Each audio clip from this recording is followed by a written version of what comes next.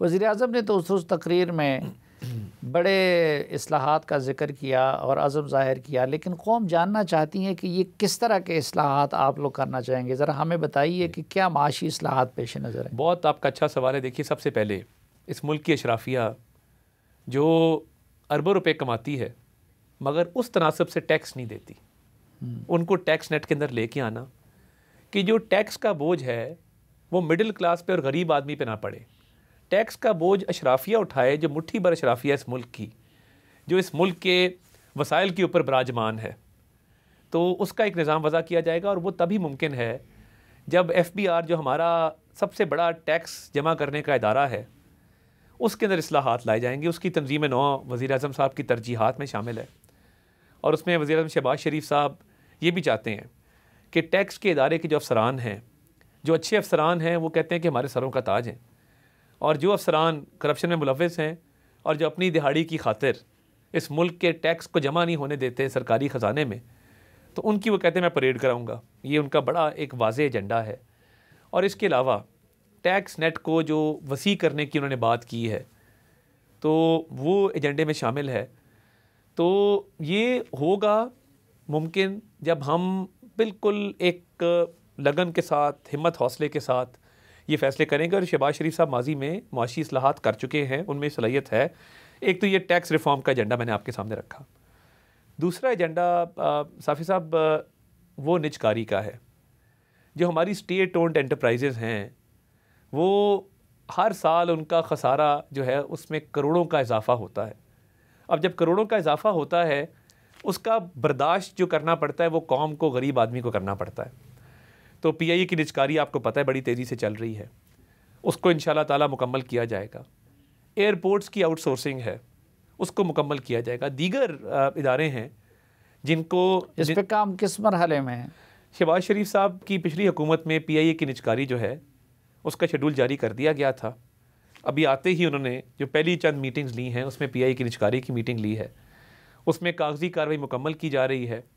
और वज़ीर-ए-आज़म साहब की कोशिश है कि इसका जो टेंडर फ्लोट किया जाए वो जल्द से जल्द किया जाए और इसको मई के महीने के अंदर कोशिश की जाए कि इसको मुकम्मल कर लें। तो काफ़ी काम आगे बढ़ चुका है और तेज़ी से काम हुआ। तो एक अशराफिया को टैक्स करना या अशराफिया से लेना और दूसरा निजकारी, दो चीज़ें हैं। नहीं, इसके अलावा भी मैं ये समझता हूँ कि मईशत की बहाली के हवाले से वज़ीर-ए-आज़म साहब ने जो एजेंडा दिया है उसमें बहुत बड़ा कॉम्पोनेंट, जो तीसरा कॉम्पोनेंट है, वो हुकूमती अखराजात को कम करना है।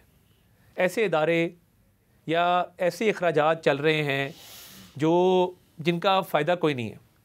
कई महकमे हैं जिनको बंद करके या ज़म करके दूसरे महकमों में गुजारा किया जा सकता है। इस हवाले से वज़ीर-ए-आज़म साहब ने एक कमेटी बनाई है जो हुकूमती अखराजात को कम करने, जो कई दफ़ा कई 100 अरब में चले जाते हैं, उनको कम करने के हवाले से। फिर दूसरा, ये एक बहुत बड़ा एजेंडा है कि अगर हुकूमती अखराजात में कमी वाक़ई की जाए, और हमारे बहुत से अखराजात ऐसे भी हैं कि हमने अब इलेक्ट्रिफिकेशन की तरफ जाना है। फॉर एग्ज़ाम्पल, हमारे तेल का ख़र्चा है, वो बहुत बड़ा ख़र्चा है, उसको कम किया जा सकता है इलेक्ट्रिक बाइक्स इंट्रोड्यूस करके। हमारी जो बाइक्स यूज़ होती हैं, इतनी ज़्यादा तेल का उस पर खपत है। ये एक डिटेल की बात है मगर मैं आपके गोशगुजार करना चाहता हूँ। और इसके साथ साथ एक कमेटी बनाई है उन्होंने जो अखराजात को कम करने के हवाले से तमाम हुकूमती महकमों का, वजारतों का, डिविजन्स का वो एक जायज़ा ले रही है कि कहाँ कहाँ पे कौन से अखराजात हैं जिनमें एक वाज़ेह कमी लाई जा सकती है। लेकिन ब्यूरोक्रेसी काम नहीं करती। जितने भी सरमायाकार हैं वो रेड टेपिज्म की शिकायत कर रहे हैं, उसका क्या हल निकालेंगे? देखिए, ईज़ ऑफ बिज़नेस के हवाले से मैं समझता हूँ कि बिल्कुल मुश्किलात हैं। और ये लाल फीते का आपने ज़िक्र किया, कोई बिज़नेस खोलना चाहता है तो 15 महकमे हैं जिसको जवाबदेही आपको करनी पड़ती है। माहौलियात का महकमा अलग है, सोशल सिक्योरिटी का महकमा अलग है, और फिर जिस इंडस्ट्रीज़ का महकमा अलग है, बोर्ड ऑफ इन्वेस्टमेंट का महकमा अलग है। 15-16 महकमे हैं जिसको बिज़नेस कोई भी खोले तो वो उसको जवाबदेह होता है, वो बतौर निगरान बैठ जाते हैं उसके ऊपर। तो वज़ीर-ए-आज़म साहब ने हमेशा, आपको पता है, वो कंपनी मोड में, पंजाब में वो 56 कंपनियों पे बाद में केस बन गए, मगर अगर 56 कंपनियां ना होती, ऑरेंज ट्रेन ना बनती, 56 कंपनियां ना होती, मेट्रो बस ना बनती, 56 कंपनियां ना होती तो सॉलिड वेस्ट मैनेजमेंट का जो एक निज़ाम लाया गया जदीद मशीनों के तर्ज के ऊपर, वो ना बनता। 56 कंपनियां ना होती तो पंजाब में इन्वेस्टमेंट ना आती। तो मैं समझता हूँ कि कुछ पब्लिक प्राइवेट पार्टनरशिप मोड में चीज़ों को ले जाया जाएगा।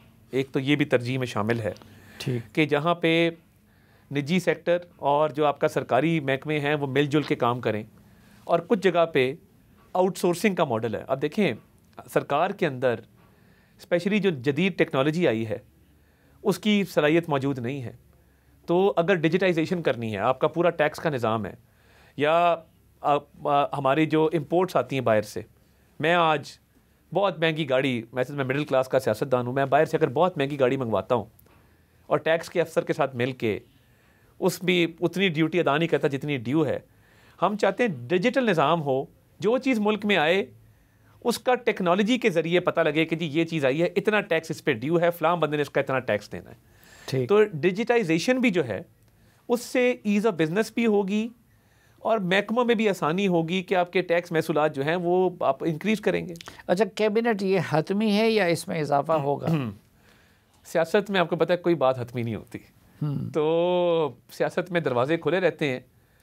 तो अभी तो कोशिश थी कि ये एक मुख्तसर और संजीदा एक काबीना बनाई गई है, मगर मेरा ख्याल है कि सियासत है, सियासी पार्टी है, हुकूमत है, तो इसमें इजाफे का इम्कान हमेशा रहेगा। और पीपल्स पार्टी भी उस इजाफे में आ सकती है।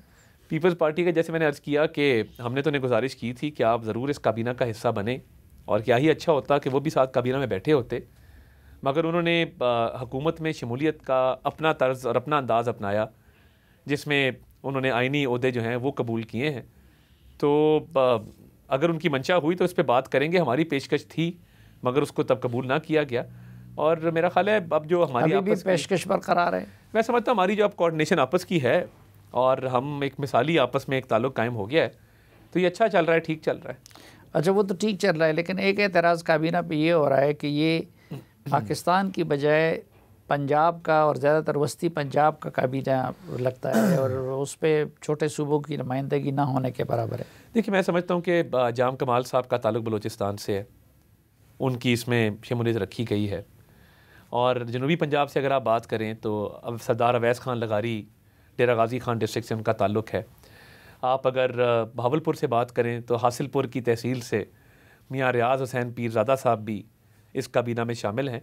जनूबी पंजाब वाले भी हैं, बलूचिस्तान से भी हैं, खैबर पख्तूनख्वा से अमीर मकाम साहब को भी नुमाइंदगी दी गई है। तो मैं समझता हूँ कि तमाम तो नहीं, सिंध से गालिबन अभी फ़िलहाल काबीना में कोई शामिल नहीं हुआ, वो हो जाएंगे टाइम के साथ।